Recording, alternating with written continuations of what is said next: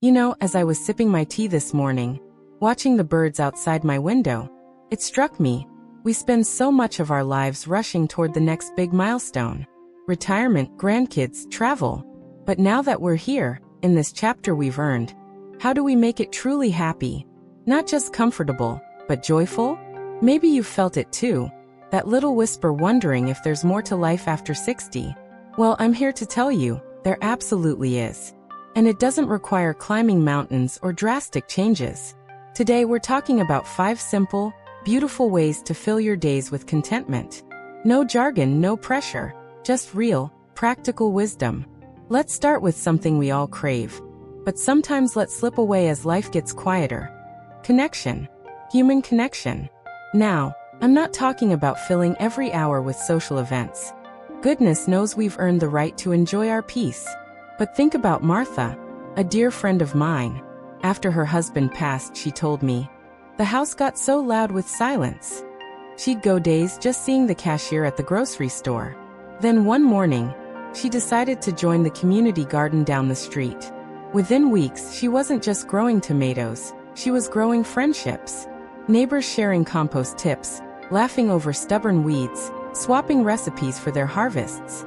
Martha told me, it's not about the vegetables. It's about hearing someone say my name. And that's the magic, isn't it? That feeling of being seen. So here's what I'd love you to try this week. Reach out to one person. Just one. Maybe call an old colleague you miss. Invite your neighbor over for tea. Even if the house isn't company ready. Mine never is. Or if you're feeling adventurous, visit your local senior center. They've got everything from painting classes to ballroom dancing. No pressure to be an expert. Just show up as you. Now let's talk about your body, your faithful companion through all these decades. It's easy to think, I'm not 25 anymore, so why push it? But here's the truth. Movement isn't about pushing. It's about honoring what your body can still do.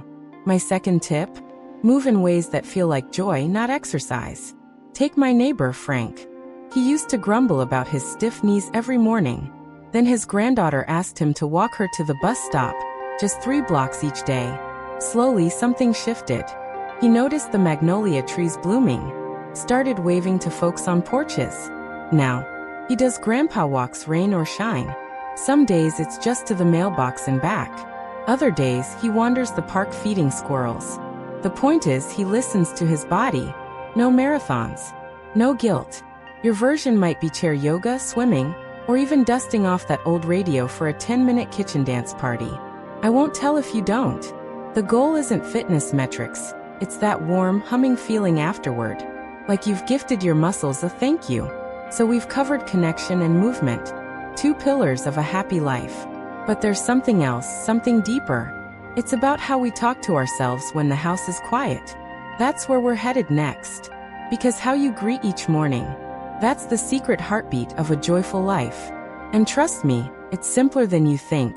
You know that moment when you first wake up? The house is still quiet, and your mind hasn't quite clicked into gear yet?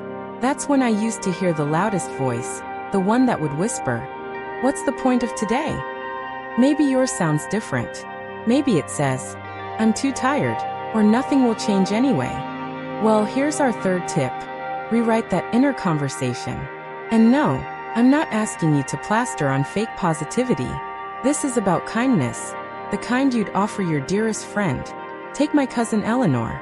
After her hip surgery, she'd wake up and immediately list everything she couldn't do. Can't garden, can't drive to book club, can't even tie my shoes without groaning.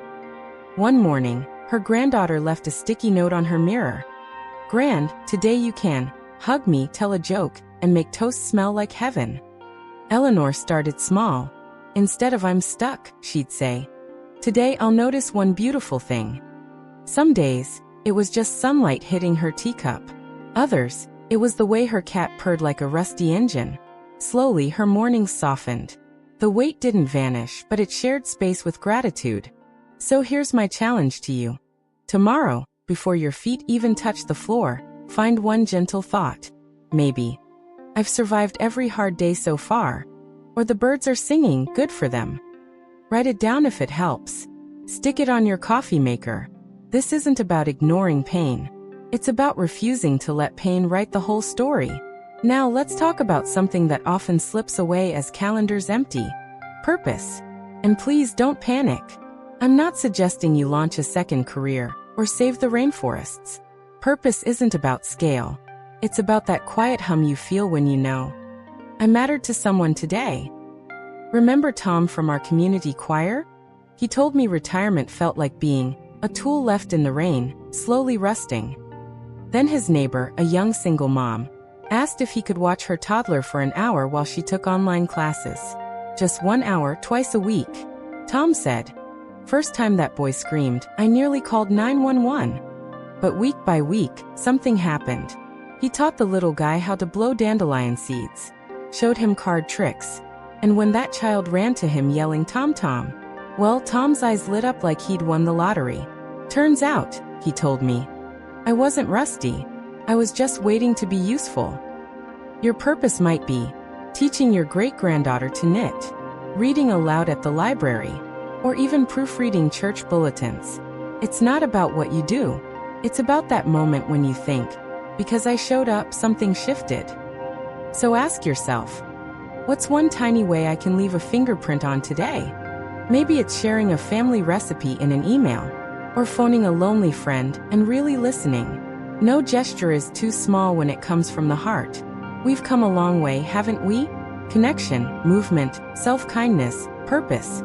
But there's one last thing tying it all together. Something we often forget to give ourselves as we age, especially when the world tells us to slow down. It's about lightening the load we've carried for decades. The shoulds, the guilt, the invisible backpacks full of if-onlys. And that's where our final tip begins. You've lived a life of doing, of showing up, holding on, making sure everyone else was all right. And that strength? It's your legacy. But here's the beautiful secret about this chapter. You've earned the right to set things down. That's our 5th tip, and perhaps the kindest gift you can give yourself. Release what no longer serves you. I think of my friend Ruth. Last spring, she finally cleared out her attic, boxes untouched for 30 years. Baby clothes, her mother's chipped china, report cards from kids who now have their own gray hair. And you know what she found tucked beneath it all? Guilt. Guilt for not visiting her sister enough before she passed. Guilt for retiring too early. Guilt for saying no to things she simply didn't have the energy for. One rainy afternoon, Ruth took just one box, the heaviest with regret, and carried it out to her garden. Not to bury it, but to sit beside it. She whispered, "I did the best I could with what I knew then." Then she let the rain soak through the cardboard, watched the ink blur on old letters. And when the sun came out, she recycled the pulpy mess. "It wasn't the past I let go of," she told me. "It was the shame for being human." So what's in your attic? Maybe it's that grudge you've polished like an heirloom, the belief you should always be productive, or even the fear of being selfish for resting. Try this. Today, choose one small thing to release. Cancel that commitment that drains you. Forgive yourself for a mistake that's haunted you longer than it deserved. Or simply, sit in your favorite chair for an hour, and don't feel guilty about it. Let the dust motes dance in the sunbeam. You're not being idle, you're tending to your inner garden. So let's gather these 5 threads together. This tapestry of a joyful life. First, nurture connection.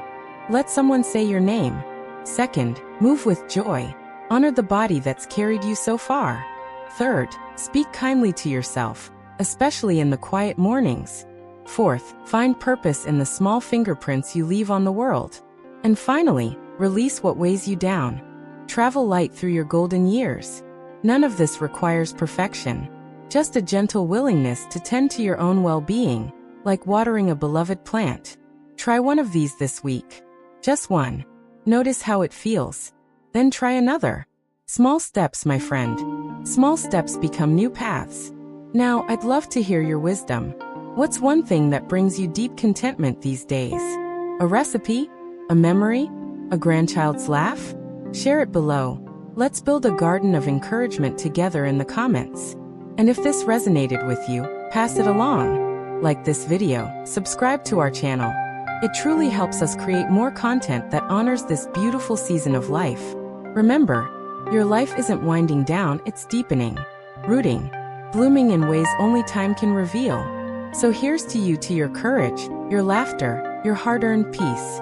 Here's to living fully, right where you are. Until next time, be wonderfully kind to yourself. You deserve it.